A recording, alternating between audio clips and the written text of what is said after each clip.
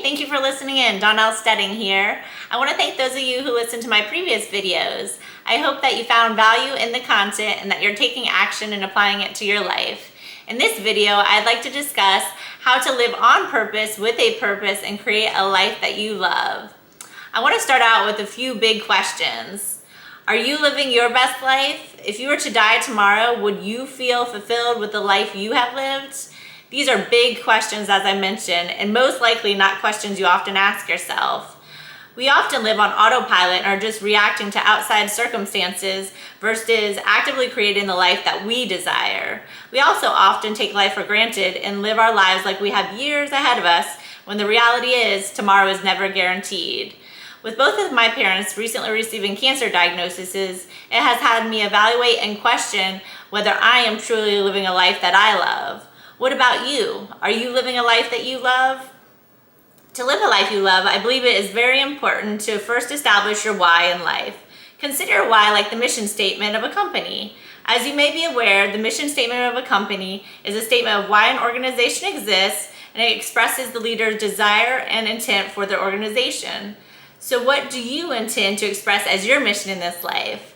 My mission is to live my best life while assisting others in living their best lives as well. You may be wondering, what does living your best life look like? This leads me to the second thing that I believe is important to establish to live a life you love and to ensure the way you are living your life aligns with your why and your mission. The second thing are your values. These values could be your relationship with yourself, your relationship with others, your spirituality, your health, and your career, to name a few. I invite you to consider what your top 3 values are, listing your highest value first. I think it is helpful to write them down. Now, take a very honest look at your life and evaluate whether how and with whom you're spending your time aligns with your top 3 values. If needed, maybe write out what your typical day looks like and with whom you're spending most of your time.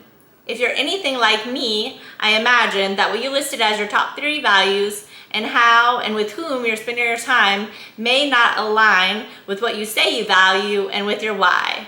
This is where I believe we have to get very intentional with our time, being proactive in creating a life that we desire versus just reacting to what life throws at us.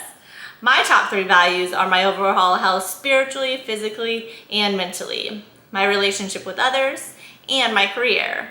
Prior to my divorce and starting my personal growth journey about 3.5 years ago, I had never evaluated what my values were. Therefore, how I was spending my time and energy was not in alignment with what my deep-seated values were.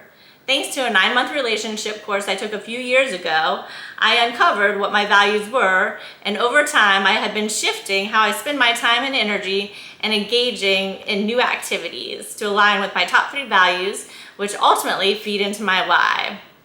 After you uncover your top 3 values, if you discover the way in which you're living your life doesn't align with these values, now is the time to make a shift. Why not live your best life now? It's never too late. As you grow and evolve, you may want to consider reevaluating your mission and values and make adjustments as needed. I wonder, are you living the life you want? Or are you living the life you think your parents, a significant other, friends, or society want you to live? Are you being authentic to your true nature and what you really desire in this life?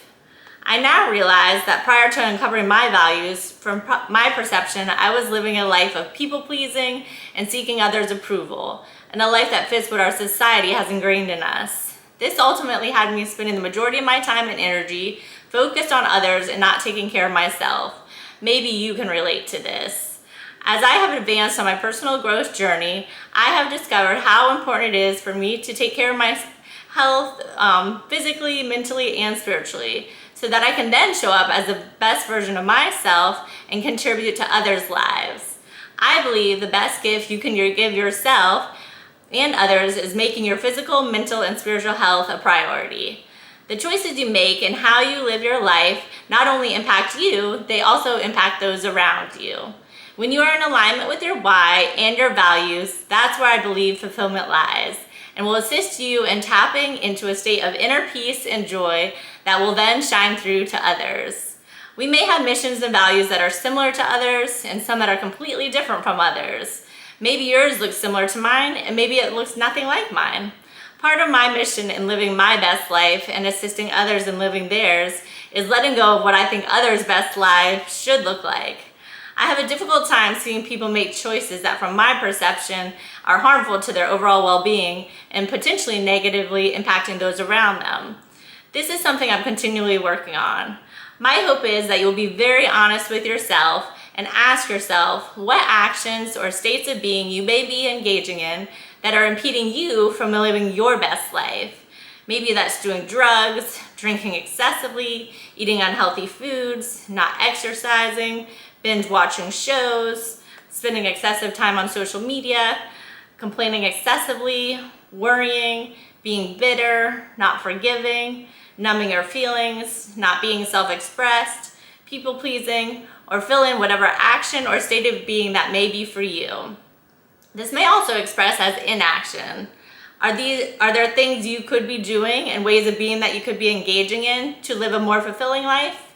You get to choose what your best life looks like. As you go through the process of evaluating your why, your values, your actions, and inactions, I request you do this from a place of non-judgment and don't shame yourself. The intention is to bring awareness to how you're living your life so you can make any adjustments that may be needed in assisting you in living a life that you truly love.